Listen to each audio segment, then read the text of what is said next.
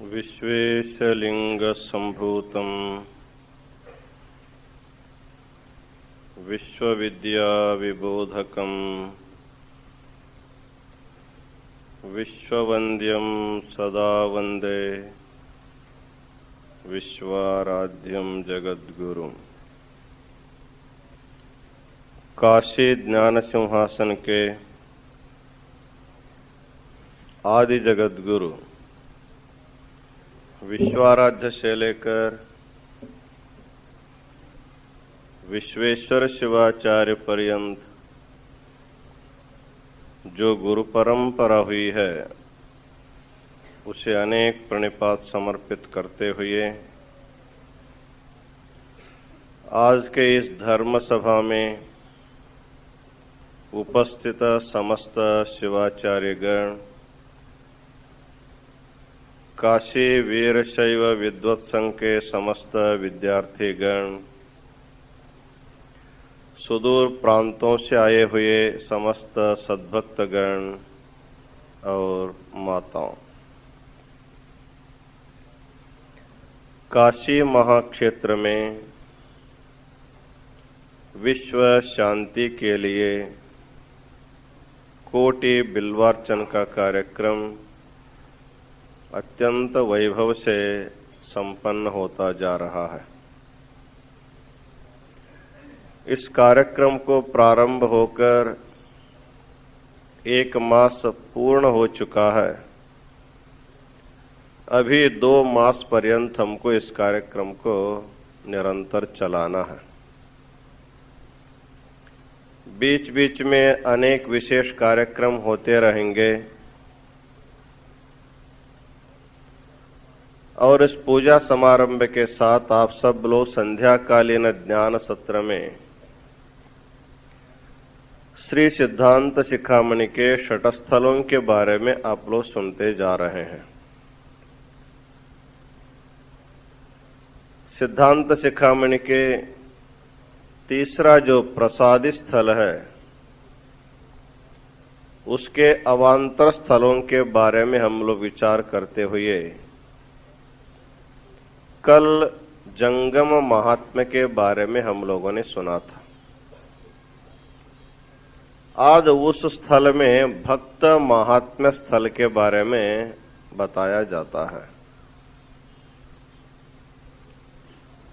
जैसे गुरु की महिमा होती है, जैसे लिंग की महिमा होती है, जंगम की भी जैसे महिमा होती है, उसी तरह भक्त की भी बहुत बड़ी महिमा होती है। तो भक्त की क्या महिमा है? भक्त में ये महत्ता कैसे आती है और कैसे भक्त महान होता है, इसी को समझाने का जो स्थल है उसका नाम है भक्त महात्म्य स्थलम। स्वतः भगवान भी कहते हैं मम भक्ताः ममाधिकाः। स्वतः भगवान कहते हैं मेरे भक्त कभी कभी मेरे बढ़कर हो जाते हैं, मेरे से भी बढ़कर हो जाते हैं। मद भक्ताः ममाधिकाः। तो भगवान से भक्त बड़ा कैसे होता है? बड़े व्यक्ति के सहयोग से व्यक्ति बड़ा होता है और बड़े बड़े विचार करने से व्यक्ति बड़ा होता है। अपनी भावना को बढ़ा करने से व्यक्ति बड़ा हो जाता है। तो भक्त को बड़ा होना हो तो निरंतर भगवान के संग में उसको रहना चाहिए। इस संसार में सबसे बड़ा तो केवल भगवान ही है। उपनिषद में कहा गया है यो वै भूमा तत्सुखम नाल्पे सुखम अस्ति। सबसे बड़ा संसार में भगवान ही है, वही भगवानी सुख रूप है। जो जो अल्प है वो सभी दुख रूप है, जो सबसे बड़ा है, जो महान है, वही सुख रूप है। प्रत्येक व्यक्ति के मन में बड़े होने की भावनाएं होती हैं। मैं बड़ा हो जाऊं, मैं ज्ञानी हो जाऊं। ये भावना प्रत्येक व्यक्ति के मन में होती है कि कोई ऐसा नहीं सोचता है कि मैं छोटे ही छोटे रह जाऊं, ऐसी किसी की भावना नहीं होती। किसी न किसी रीति से, चाहे व्यापार उद्योग करके धन कमा करके कोई लोग बड़ा होना चाहते हैं, पद प्रतिष्ठा अधिकार पा करके कुछ लोग बड़े होना चाहते हैं, लेकिन ये सभी जो बड़प्पन है कभी न कभी आपको छोटा बना देता। संपत्ति से यदि कोई बड़ा है, संपत्ति रहने तक वो बड़ा रह सकता है, संपत्ति जाने के बाद उसको कोई नहीं पूछता, क्योंकि संपत्ति के वजह से आपको बड़प्पन मिला है। संपत्ति जो तो स्थायी कभी किसी के पास रहती नहीं है।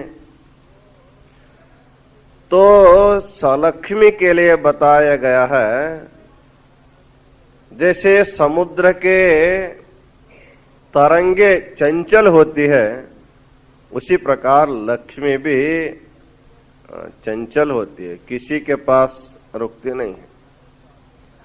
आप गांव से आते समय हजारों रुपए लाते हैं और इधर उधर खर्चा करके फिर खाली हो जाते हैं। आपके पास वो लक्ष्मी नहीं रहती, और जिसके पास भी जाती है तो उसके पास भी नहीं रहते, वो हमेशा घूमती रहती है। जब भी आप लक्ष्मी का फोटो देखते हैं, बैठी हुई लक्ष्मी नहीं, हमेशा वो खड़ी हुई है। जो व्यक्ति घर में कोई आता है, आते आप उसको क्या कहते, आइए बैठिए। जो बैठता है तो कुछ समय के लिए उसका स्थायी भाव होता है। जो खड़े खड़े बात कर रहे तो समझना चाहिए वो ज्यादा दिन तक, वो ज्यादा देर तक हमारे घर में रुकना नहीं चाहता है। जल्दी बोल करके वो जल्दी वो जाना चाहता है। इसलिए लक्ष्मी का जब भी आप देखेंगे बहते हुए पानी में उसको चित्रकारों ने खड़ा किया, जमीन पर भी नहीं। जैसे पानी निरंतर बहता रहता है, उसी प्रकार लक्ष्मी भी निरंतर एक के हाथ में दूसरे हाथ में दूसरे हाथ में चलते रहते हैं। उसको चलते रहना चाहिए, वो रुक गया तो सब रुक जाता है। पैसा वो घूम रहा है इसलिए सबका चलता है, नहीं तो एक ही जगह पैसा इकट्ठा रह गया तो वो किसी काम में नहीं होता। इसलिए जो चंचल वस्तु है, जो अस्थायी है, जो अस्थिर है, उसको पा करके यदि कोई बड़ा हो गया, उसका बड़कपन कभी न कभी वो खत्म हो जाता। यदि कोई व्यक्ति कोई पद प्रतिष्ठा स्थान पा करके बड़ा हो गया हो, उसको भी कभी न कभी रिटायर होना है, उससे उनकी निवृत्ति हो जाती है। जब पद पर रहता है उसकी जितना महिमा रहती है, पद से निवृत्त होने के बाद वो महिमा घट जाती है, उतना महत्व उसको नहीं रहता। तो एक पद ऐसा है, उसको पाने के बाद, उसको संपादन करने के बाद व्यक्ति उससे विरत कभी नहीं होता है, वो बड़प्पन सदा सदा रहता है। वही है भगवत तत्व को पाना। भगवान को पाने से भक्त भी भगवान स्वरूप बन जाता। इसलिए भक्ति का अर्थ है अपने से जो बड़े होते हैं उनमें अनुरक्ति रखना, उन पर स्नेह रखना, उन पर प्रेम करना, इसी का नाम भक्ति है। पूज्येषु अनुरागो भक्ति ही। नारद महर्षि भक्ति सूत्र नामक एक ग्रंथ लिखा है, उसमें वो कहते हैं मोक्ष कारण सामग्र्याम भक्तिरेव गरीयसी। मनुष्य मुक्ति पाने के लिए बहुत कुछ करता है, उसमें सबसे सुलभ साधन माना जाता है भक्ति। कोई ज्ञान के द्वारा मुक्ति पा सकता है, कोई शीघ्र वैराग्य के त्याग के द्वारा मुक्ति पा सकता है, लेकिन सभी लोगों के लिए त्याग, वैराग्य, ज्ञान सभी के लिए योग्यता उनके पास नहीं रहते। लेकिन भजन करने की, भगवत भजन करने की शक्ति सब में होती, इसलिए कहते हैं मोक्ष कारण सामग्र्याम भक्तिरेव गरीयसी। मुक्ति के अनेक साधनों में भक्ति ही सबसे श्रेष्ठ मानी जाती है, क्योंकि सब के लिए जो सुलभ है, जिस मार्ग से सब लोग जा सके उसी को श्रेष्ठ माना जाता है। उसी तरह भक्ति सब के लिए सुलभ है। तो भक्ति करना हो तो भगवान का ही भक्ति करना है। यद्यपि हमारी भक्ति संसार में रहती है, धन की भक्ति है, पद की भक्ति है, प्रतिष्ठा की भक्ति है। गीता में भगवान ने कहा है कि चतुर्विधा भजन्ते माम जना सुकृतिनोर्जुन, आर्तो जिज्ञासुरर्थार्थी ज्ञानी च भरतर्षभ। 4 प्रकार के भक्त होते हैं भगवान को भजन करने वाले। उनमें पहला भक्त होता है आर्तः। जो सबसे बड़ा दुखी होगा संसार में वो भगवान के पास जाता है। जिसको दुख ही नहीं है वो भगवान के पास जाता ही नहीं। इसलिए हिंदी कवि कहता है, दुख में सुमिरन सब करे, सुख में करे न कोई। यदि सुख में सुमिरन करे, दुख काहे को होए। जब भी हमको नाना प्रकार के दुख हमारे ऊपर आक्रमण कर देते हैं, तो उस दुख से छुटकारा पाने के लिए हमको कोई संसार, कोई व्यक्ति सहाय नहीं करता है, तब लोगों को अगतिक गति होकर के हम भगवान के शरण में जाते हैं। महाभारत की कथा आप लोगों को मालूम है। जब कौरवों की सभा में द्रौपदी का वस्त्रापहरण हो रहा था, अत्यंत मान जा रहा है, मर्यादा जा रहा है, उस समय सबके तरफ जब वो देखती है, जिसके तरफ भी देखती है सभी लोग आंख बंद कर रहे हैं और अपने मस्तक को झुका करके नीचे देख रहे हैं। अर्थात हम आपके लज्जा के रक्षा करने में हम समर्थ नहीं है, ऐसे उनकी चेष्टा जब मालूम हुआ। जब 5 पति बैठे हुए वो भी चुपचाप है और भीष्म पितामह बैठा वो भी चुपचाप है, तब उनको समझ में आ गया कि मेरे लज्जा की रक्षा अब किसी से नहीं हो सकता। तब वो भगवान के शरण में जब जाती है तो भगवान उस समय वस्त्रावतार में आते हैं। उन नृसिंह अवतार अलग है, वराह अवतार अलग है, लेकिन ये नया अवतार लेकर के आ गए भगवान, उसको कहते हैं वस्त्रावतार। दुशासन कितना भी खींचता है, कितना भी खींचता है, वो खींचते खींचते थक गया, लेकिन वस्त्र कमी नहीं हुआ। तो आर्त हो करके भक्ति करने के लिए जब भगवान के पास पहुंचता है उसको कहते हैं आर्त भक्त। और कुछ भक्त होते हैं अर्थार्थी भक्त। धन के लिए भगवान की पूजा करने वाले हैं, पद प्रतिष्ठा के लिए भगवान की पूजा करने वाले हैं। जैसे ध्रुव जो है स्थान के लिए, पद के लिए भगवान के शरण में गया था, तो उनकी आराधना से संतुष्ट होकर के नारायण उनको ध्रुव स्थान दे दिया। लेकिन कुछ लोग ऐसे भी होते हैं, शास्त्र प्रवचन में सुनने के लिए बैठते हैं। जब कठिन शास्त्र की चर्चा होती जाती है तो मनुष्य को निद्रा आ जाती है, कुछ भी समझ में नहीं आता। जब भी महास्वामी जी कुछ कथा कहने के लिए शुरू करते हैं, सबके कान खड़े हो जाते हैं। जब कथा नहीं, कुछ नहीं, ऐसे कुछ शास्त्रीय चर्चा चलने लगी तो धीरे धीरे धीरे धीरे सभी की आंखें जो है बंद हो जाती है। निद्रा कब लग गई ये किसी को पता ही नहीं लगता। अर्थात तत्व जिज्ञासा करने के लिए जब मनुष्य बैठता है तो कुछ भी समझ में जब नहीं आता है, तब सोचता है कि मेरे मन में कोई दोष है। मनुष्य के मन में दो प्रकार के दोष होते हैं, एक मल दोष होता है, दूसरा आवरण दोष होता है। मल दोष का अर्थ होता है हम लोगों ने किया हुआ जो पाप है वही पाप हमारे मन को छा जाता है, उसको आवरण करता है।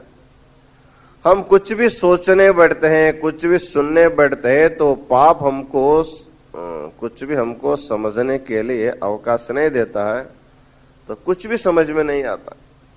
इसलिए क्या करते हैं, चलो हमको कुछ समझ में नहीं आता है, इस सभा में बैठ के क्या करना है, कमरे में बैठेंगे तो निद्रा तो हो जाएगी। इसलिए बहुत से लोग जो है समझ में नहीं आता, इसलिए सभा में बहुत लोग कम आते हैं। आएंगे भी तो यहां आकर के वो निद्राएं उनको करनी पड़ती है। तो इसको समझना चाहिए, जिसके चित्त में मल दोष है, जन्म जन्मांतर का पाप जमा हुआ है, जैसे दर्पण के ऊपर धूल जम जाए तो अपने मुख के सामने दर्पण को रखेंगे तो आपका प्रतिबिंब दिखा नहीं देता। यद्यपि दर्पण में प्रतिबिंब ग्रहण करने की शक्ति है, फिर भी वो नहीं करते, क्योंकि उसमें धूल लगा हुआ है। जब तक उसको आप पहुंच साफ नहीं करते, बस में लगा कर उसको साफ नहीं करते, तब तक आपका प्रतिबिंब जैसे आपको दिखाई नहीं देता है। उसी प्रकार जन्म जन्मांतर में किए हुए जो पाप रूपी जो मल है, उसको पूजा करके जप करके जब आप उसको साफ नहीं करते, तब तक आपको सभा में बैठ करके सुनने की योग्यता आपको प्राप्त नहीं होती। इसलिए मल दोष को दूर करने के लिए मनुष्य को अनुष्ठान करना पड़ता है। मल दोष दूर होने के बाद और एक दोष रहता है, उसका नाम है विक्षेप दोष। चित्त में हमेशा विक्षेप होता है। चित्त का स्वभाव है कि निरंतर चंचल होना।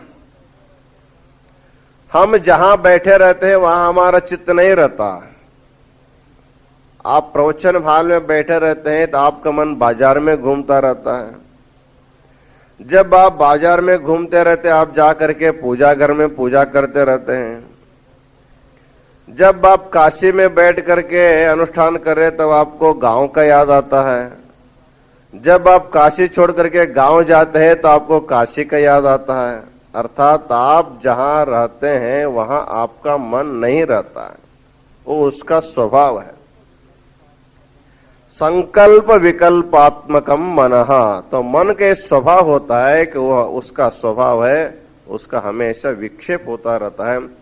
जिसका चित्त विक्षिप्त है, जिसका चित्त स्वस्थ नहीं है, वह व्यक्ति एक जगह पर स्थिर बैठ करके कुछ सुन नहीं सकता, सोच नहीं सकता है।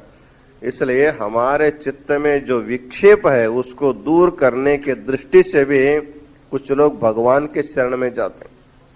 हमको संसार का कोई पद नहीं चाहिए, प्रतिष्ठा नहीं चाहिए, केवल हमारे मन का जो मल है वो दूर हो जाए और हमारे चित्त का जो विक्षेप है वो दूर हो जाए। तो मल विक्षेप दूर हो जाने के बाद हमारा चित्त स्वच्छ हो जाएगा और स्थिर हो जाएगा। सो स्वच्छ और स्थिर मन में ही भगवान का साक्षात्कार हो सकता है। इस तरह कोई कोई भक्त लोग 100 में 90% लोग तो दुख के कारण, पद के कारण भगवान के पास जाने वाले रहते हैं, लेकिन कुछ 10%, 5% लोग जो है मन शुद्ध करने के लिए और अपने चांचल्य को दूर करने के लिए भगवान के पास जाने वाले होते हैं। उनको कहते हैं जिज्ञासु भक्तः। जानने की इच्छा से भगवान के पास जाता है। और चौथा भक्त होता है, उसका नाम है ज्ञानी भक्तः। उसका चित्त स्वच्छ हो गया, स्थिर भी हो गया और स्थिर चित्त के कारण, स्वस्थ चित्त के कारण वो भगवत तत्व को अपने आत्म रूप से जान भी लिया है।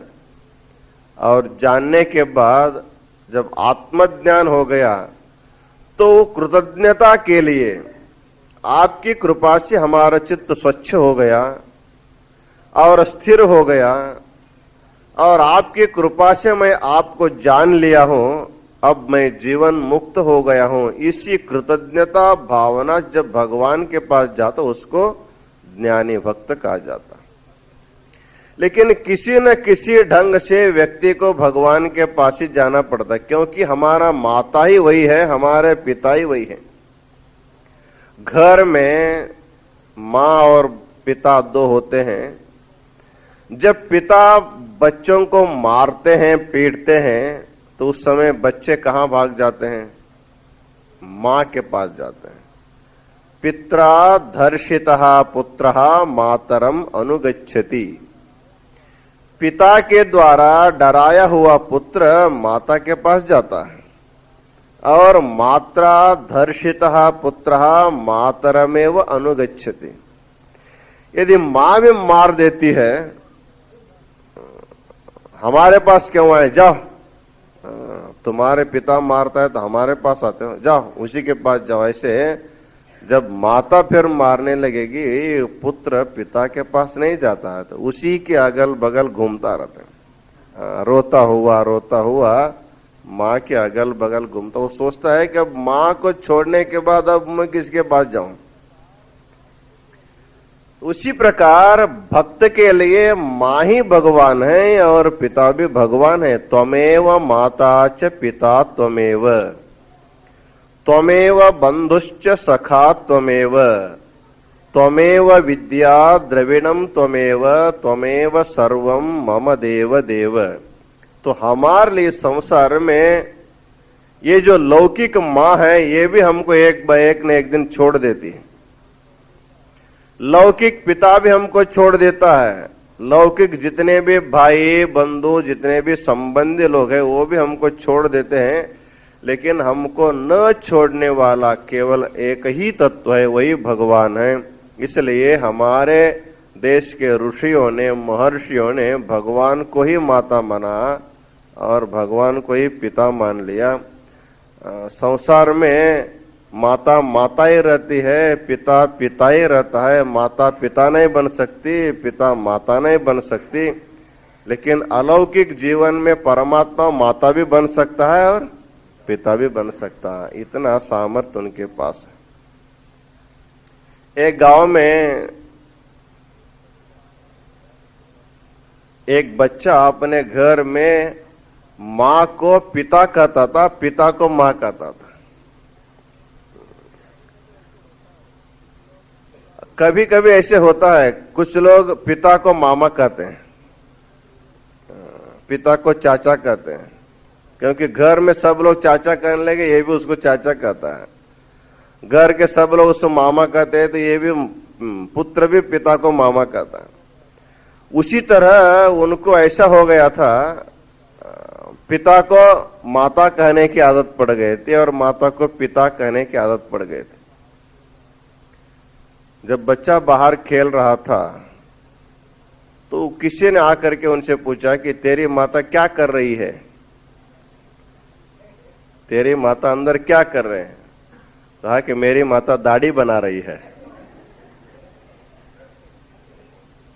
मेरी माता दाढ़ी बना रहे।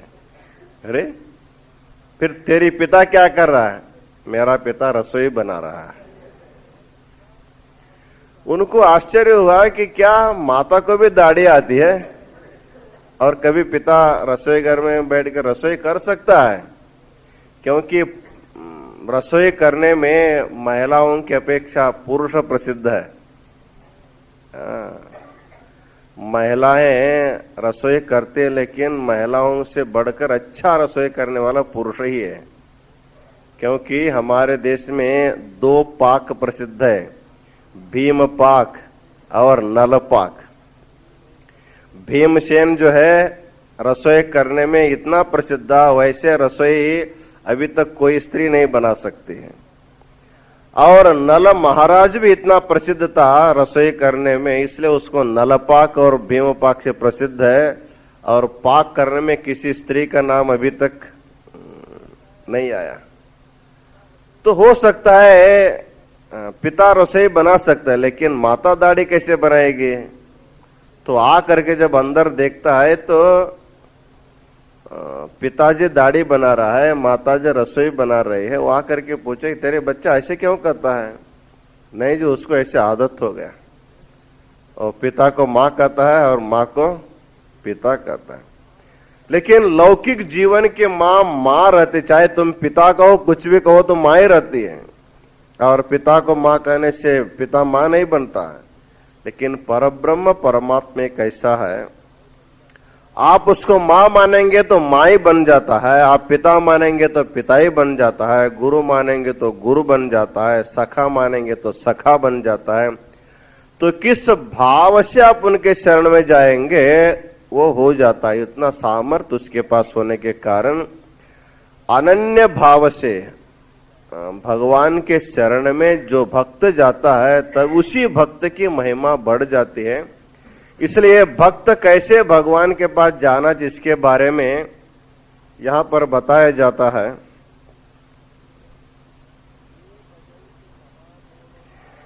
ये भजन्ति महादेवं परमात्मानमव्ययं कर्मणा मनसा वाचा ते भक्ता इति कीर्तिताः।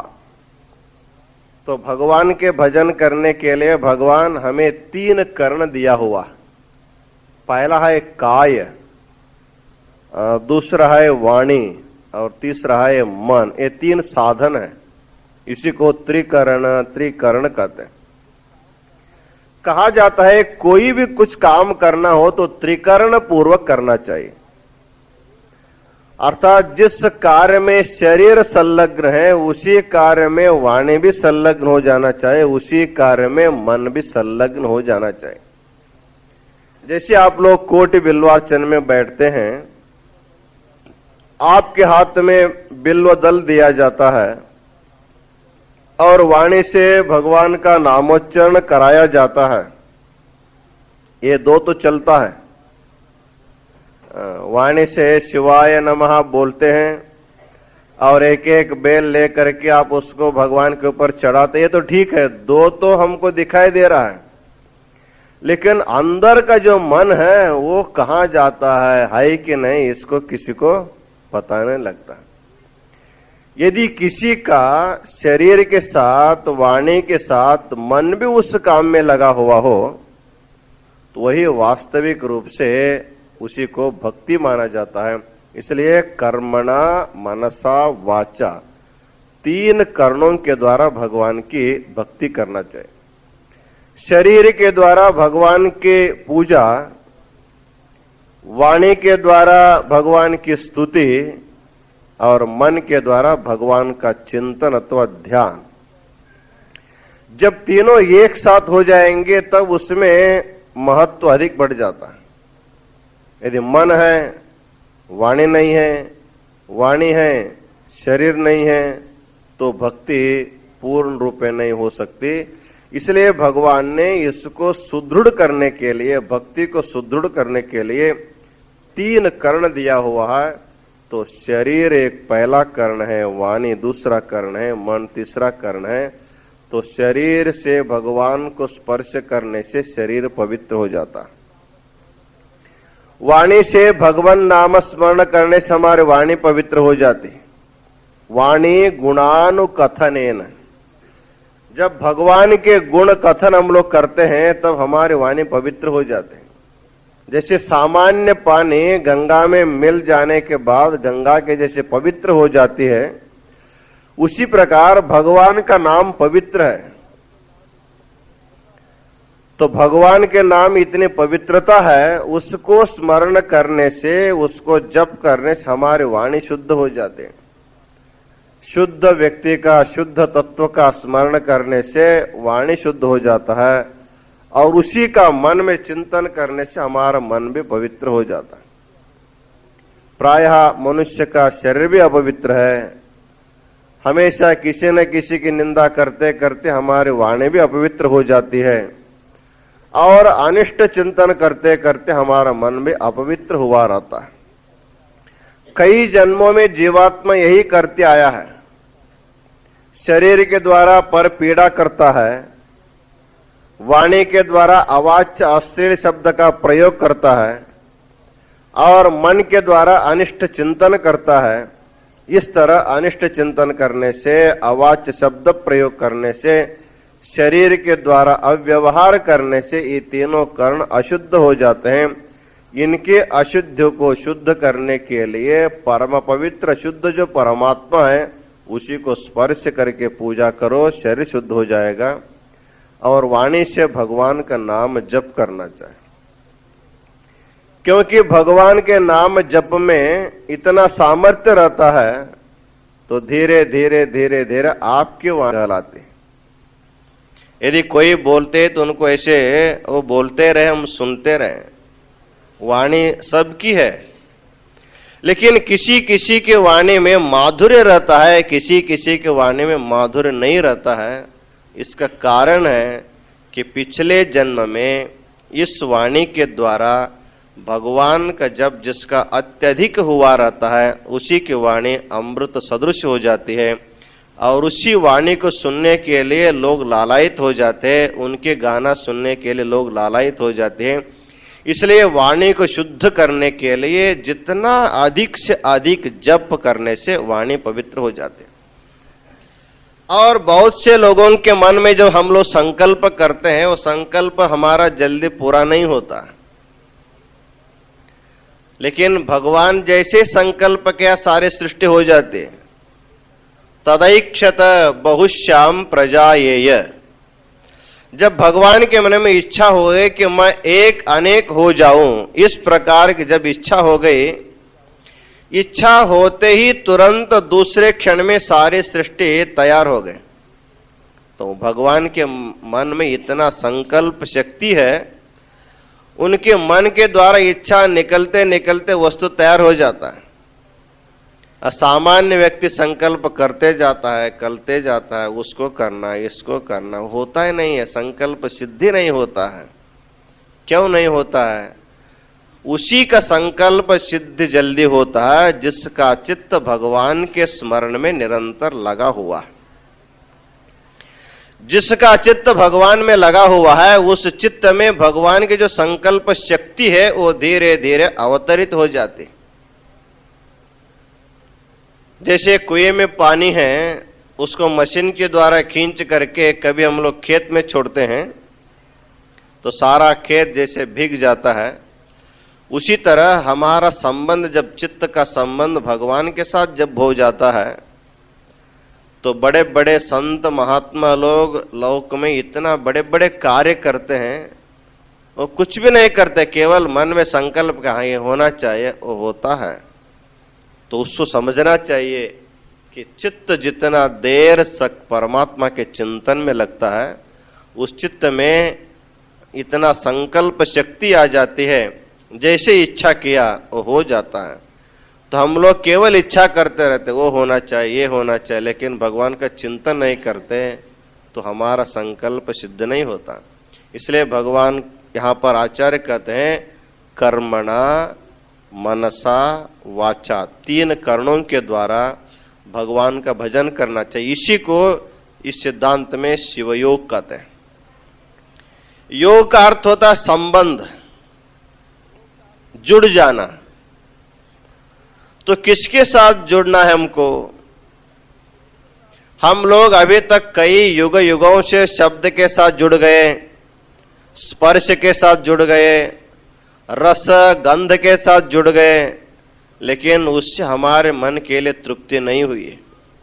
कितने शब्द सुनने पर भी अभी सुनने की इच्छा रहती है, कितने रस खाने पर भी फिर नया नया रस खाने की मन में इच्छा होती है। आज क्या भंडार बना है, कल क्या बनेगा, परसों क्या बनेगा, आज कौन बना रहा है, कल कौन बना रहा है। हम लोग सोचते हैं, आज खाते खाते विचार करते हैं कल क्या होगा, अभी खाना समाप्त नहीं हुआ है, तो कल के हम लोग विचार करते हैं।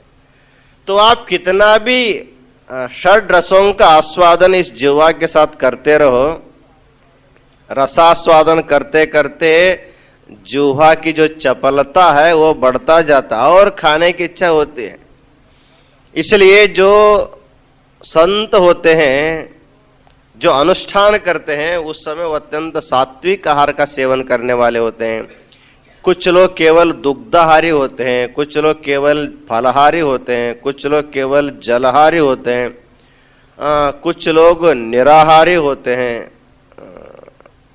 जितना जितना रस के द्वारा हम दूर जाएंगे तभी अभी हमको अमृत रस का आस्वादन मिलता है। इन षड रसों के जमेले में जो फंसा हुआ है उसको परब्रह्म परमात्मा का अमृत रस का आस्वादन नहीं मिलता। इसलिए मन को जोड़ना है तो उसी परब्रह्म परमात्मा के साथ जोड़ना है, शब्द के साथ, स्पर्श के साथ, रूप के साथ, रस के साथ, गंध के साथ जोड़ते जोड़ते हमारे सारा शरीर जीर्ण शीर्ण हो जाता है। फिर नया शरीर लेकर के हम लोग आते हैं, उसको भी खराब करते हैं, फिर नया शरीर लाते हैं, उसको भी खराब करते हैं। इस तरह जीवात्मा कितना शरीर खराब किया इसके बारे में हिसाब किसी के पास है क्या? आपको यदि पूछा जाए, शरीर की बात छोड़िए, आप कितने कपड़ा खराब किए इसके बारे में पूछा जाए, आपको कहाँ याद रहेगा? बच करके अभी तक कितने कपड़े आपके फट गए उसका कोई हिसाब नहीं है। जब एक जन्म का केवल कपड़ों का हिसाब नहीं है तो युग युगों से हम कितने शरीर बदले हैं इसका हिसाब कैसे आता है? फिर भी योगियों ने इसका हिसाब थोड़ा सा किया है। तो कितने बार ये जीवात्मा इससे शरीर को पाया, इन शब्द आदि सुख भोग करने के लिए कहते हैं। ये जो सारे ब्रह्मांड पृथ्वी है, ये पृथ्वी को उखल में डाल करके इसको कूट कूट करके उसका अत्यंत चूर्ण चूर्ण करना, अणु परमाणु जैसे करना, और जितने होते हैं उसको यदि गिनेंगे तो उतने बार 84 लाख योनि में, एक एक योनि में उतने बार शरीर ये जीवात्मा लेकर के आया हुआ। निजगुण शिवयोग उसके बारे में कहते हैं, धरय नल्लवनु सन्निसी ಧೂಳಿ ಮಾಡಲು ಎನಿತು ಪರಮಾಣುಗಳು ಅನಿತು ದೇಹವನ್ನು ಧರಿಸುತ್ತಾ ಒಂದೊಂದು ಜೀವ ಬಸರುಳು ಬಂದು ಮರಳೆ ನೀನತ್ತ ತಿರುಗದಂತೆ ರಚಿಸಿದೆ ಅಜ್ಞಾನಿಯಲ್ಲವೇ ಜೀವನೆ ನಿನಗೆ ಸುಜ್ಞಾನಿ ಎಂದು ಕರೆವರೆ। हमने जो बताया वही इसमें बताया गया, अर्थात संपूर्ण ब्रह्मांड को चूर्ण करने के बाद, अणु परमाणु करने के बाद उसमें कितने अणु परमाणु होते हैं उतने बार एक एक योनि में जीवात्मा जन्म लेकर के आया हुआ है। फिर भी हमको लगता है अभी अभी हम लोग आए, अभी 30 साल हो गया, 40 साल हो गया, 50 साल हो गया, ऐसे हमको लगता है। लेकिन कई करोड़ साल बीत गए, इसका कोई हिसाब नहीं। जब तक आप भगवान के साथ संबंध नहीं करेंगे ऐसे और भी कितने करोड़ बार आपको जन्म लेना पड़ता है। इसलिए शिवयोग का अर्थ होता है शिव के साथ संबंध करो, शरीर भी शिव के साथ जुड़ जाए, आपकी वाणी भी भगवान शिव के साथ जुड़ जाए, और आपका मन भी शिव के साथ जुड़ जाए।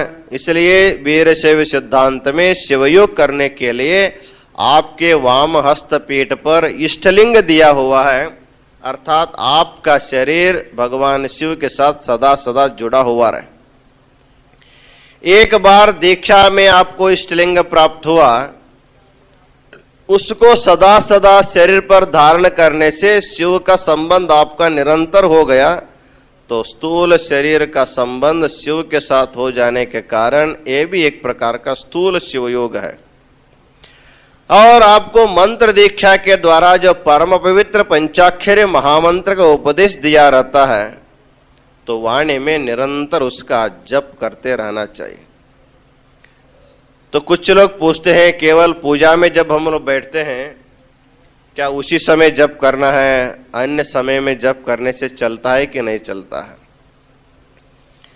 तो पहले पहले साधन करने वाले व्यक्तियों के लिए कहा जाता है आप एक ही जगह पर बैठ करके जप करो, केवल पूर्व दिशा में मुंह करके बैठो या उत्तर दिशा की तरफ मुंह करके बैठो। लेकिन बाद में सभी नियमों को बताने के बाद ऐसे भी सभी शास्त्रों में बताया जाता है चाहे कैसे भी बैठो, तुम्हारा मुंह कहीं इधर भी रहे कोई फर्क नहीं पड़ता है, चाहे स्नान किए हो चाहे न भी किए हो तो भी चलता है, लेकिन भगवान का नामस्मरण सदा सदा करते रहना चाहिए। गच्छन तिष्ठन उन्मिषन निमिषन भी, कहीं जा रहे हैं तो नामस्मरण करते जाना, आ रहे हैं नामस्मरण करते आना, बैठे हैं तभी नामस्मरण करते रहना। इस तरह निरंतर आपकी वाणी भगवान के नामस्मरण में यदि डूब जाती है, तब वाणी इतना पवित्र हो जाती है, इतना मंगलमय वाणी हो जाती है, तो वाणी शिव वाणी कहलाते, उसको अमृत वाणी कहा जाता है। इस प्रकार वाणी के द्वारा नामस्मरण करते करते हम लोग वाणी के द्वारा शिव का संबंध कर सकते हैं।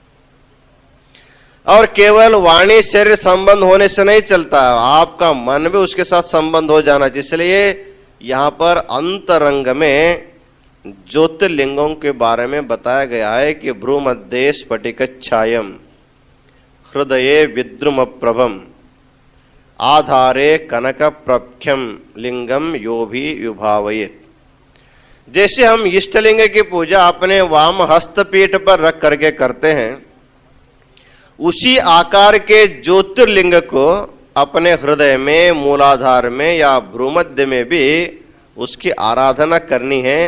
अंतरंग के ज्योतिर्लिंगों को आराधना करने के लिए ये हाथ उपयोग नहीं पड़ता, उसके हाथ अलग है।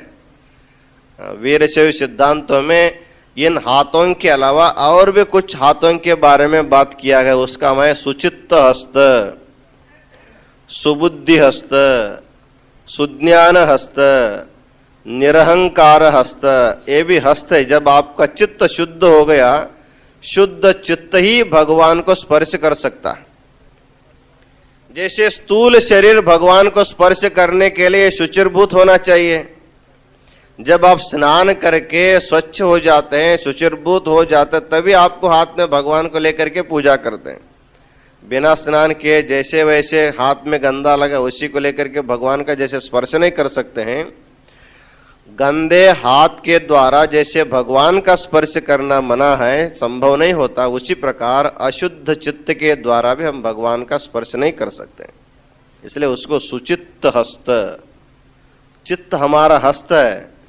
प्राणलिंग को, भावलिंग को स्पर्श करने के लिए सुचित्त हस्त की आवश्यकता है, सुज्ञान हस्त की आवश्यकता है, निरहंकार हस्त की आवश्यकता है। इस प्रकार इन हाथों के द्वारा, चित्त रूपी हस्त के द्वारा जब आप भगवान को स्पर्श करते हैं, तो आपका चित्त भगवान में अनुरक्त हो जाता है। इस प्रकार स्थूल शरीर के द्वारा, वाणी के द्वारा और मन के द्वारा, कर्मणा वचसा मनसा, इन तीन कर्णों के द्वारा जो भगवान का भजन करता है वही वस्तुतः भक्त कहलाता है। इसके बारे में बताते हुए आगे कहते हैं, किम वेदैहि किम तपस्यास्त्रैहि किम यज्ञैहि किम तपोव्रतैहि नास्ति चेच्छांकरी भक्ति देहिनाम जन्म रोगिणाम। बहुत से लोग वेद का अध्ययन करते हैं, शास्त्रों का अध्ययन करते हैं, बड़े बड़े यज्ञ याग करते हैं। ये सब करते हुए यदि भगवान में भक्ति नहीं रहेगी, वो वेदाध्ययन का भी कोई फल नहीं मिलता है, शास्त्राध्ययन का भी कोई फल नहीं मिलता है, बड़े बड़े यज्ञ करने पर भी कोई फल नहीं मिलता है। जब आपकी भक्ति भगवान शिव में है, तभी आपका वेद भी सफल हो जाता है, शास्त्राध्ययन भी सफल हो जाता है, आपके यज्ञ भी सफल हो जाते हैं। भक्ति के बिना किया हुआ याग भी हमको पुण्य न दे करके हमारे दुरित का कारण बनता है। यहां पर सिद्धांत शिखामणि में एक उदाहरण दिया गया है। दक्ष प्रजापति बहुत बड़ा यज्ञ किया था। आप लोग ओम नमः शिवाय सीरियल में उसको देखे होंगे, फिर भी प्रसंगानुसार थोड़ा सा हम लोग उसको समझाते हैं। दक्ष प्रजापति एक बार शिव सभा में गया है, तो सभी देवताओं को कन्यादान किया हुआ दक्ष प्रजापति। सभी देवों को अपनी कन्याओं को दिया है। उसी प्रकार शिव को भी अपनी सती कन्या को दिया था। जब वहां गाता है तो सभी देवता उठ करके खड़े हो जाते हैं, हमारे मामा आ गया है। उनको मर्यादा करने के लिए सब लोग उठ करके खड़े हो जाते हैं, उनको नमस्कार करते हैं। लेकिन भोलेनाथ महादेव जो है वो अंतरंग में लीन है, वो आंख खोल करके देखा नहीं और उठ करके खड़ा नहीं हुआ। इसलिए दक्ष प्रजापति के मन में हुआ कि मेरा बहुत बड़ा अपमान हो गया। जब अज्ञानी व्यक्ति रहता है, जो अज्ञ व्यक्ति रहता है, जब उसका जब अपमान होता है वो सोचता है कि अपमान का बदला लेना चाहिए। जो ज्ञानी होता है अपमान का बदला नहीं लेता, वो सह लेता है। अपमान को सहन करने वाला बहुत बड़ा व्यक्ति होता है, जिसका अपमान का सहन नहीं होता वो बहुत छोटा व्यक्ति होता है। इसलिए दक्ष प्रजापति को ऐसा लगा कि शिव जी खड़े नहीं हुए, इसलिए मेरा बहुत बड़ा अपमान हुआ, इस अपमान का बदला लेना चाहिए। ऐसा सोच करके वो भी बहुत बड़ा यज्ञ की तैयारी करता है। उस यज्ञ में सभी देवी देवताओं को आमंत्रित करता है, उनकी सभी कन्याएं वहां आती हैं, लेकिन शिव को सती को आमंत्रण नहीं देते, क्योंकि उनको अपमान करने के लिए वो यज्ञ किया था। यज्ञ के लिए इतना खर्च कर रहा है, बहुत बड़ा याग कर रहा है, सभी ऋषि महर्षि आ गए।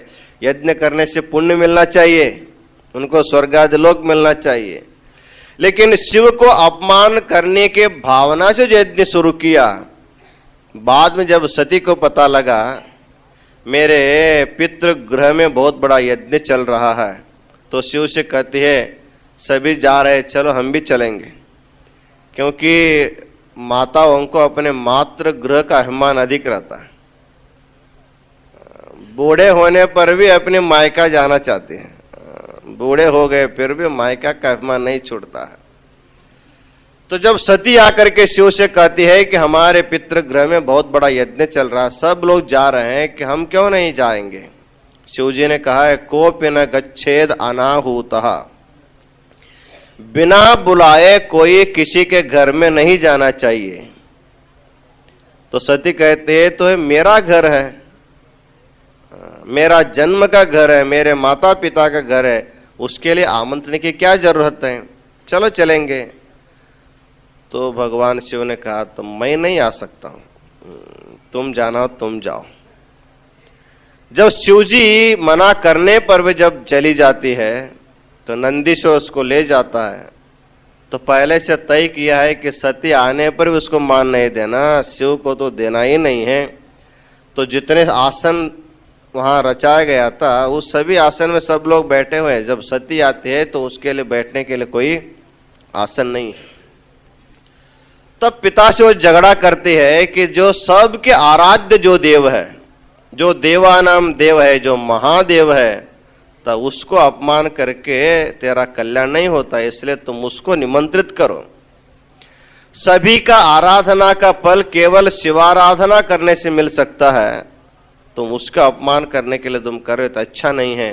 तो कितना समझाने पर भी उल्टा भगवान को गालियां देने लगता है।